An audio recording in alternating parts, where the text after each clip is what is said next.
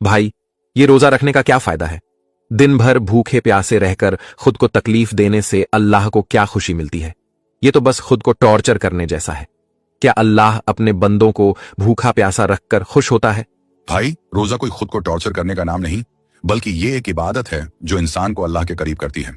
अल्लाह ने कुरान में फरमाया, ए ईमान वालों, तुम पर रोजे फर्ज किए गए जैसे तुमसे पहले वालों पर फर्ज किए गए थे, ताकि तुम परहेजगार बन जाओ।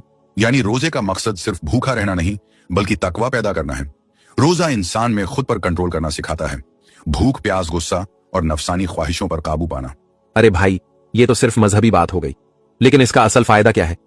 इससे जिंदगी में क्या बदलाव आता है? तुमने अच्छा सवाल किया। रोजा सिर्फ एक इबादत नहीं, बल्कि इंसान को खुद पर काबू और सब्र सिखाने की ट्रेनिंग देता है। रोजा रखने वाला इंसान ये सीखता है कि जब वो भूखा प्यासा होता है तो गरीबों की तकलीफ का एहसास करता है। रोजा इंसान को गुस्से और लालच पर कंट्रोल करना सिखाता है। ये नफ्स की सफाई करता है और बुराई से बचने का जज्बा पैदा करता है। तुम सोचो, अगर कोई इंसान रोजा रखकर भूख और प्यास सहन कर सकता है, तो वो छोटी छोटी बुरी आदतों पर भी काबू पा सकता है। अच्छा, मान लिया कि रोजा से सब्र और परहेजगारी आती है, लेकिन साइंटिफिकली इसका क्या फायदा है?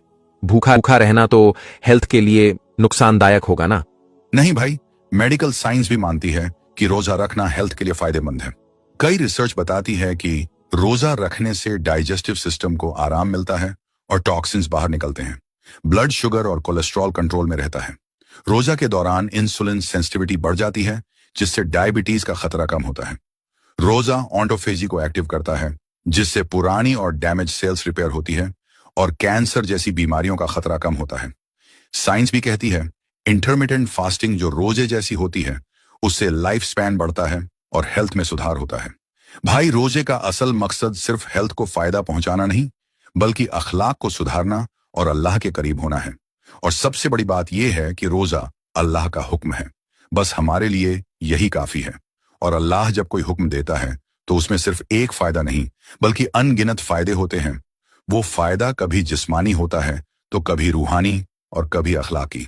तो भाई, रोजा सिर्फ भूखे प्यासे रहने का नाम नहीं, बल्कि जुनून पर कंट्रोल, तौबा का एहसास और इंसानियत का सबक है।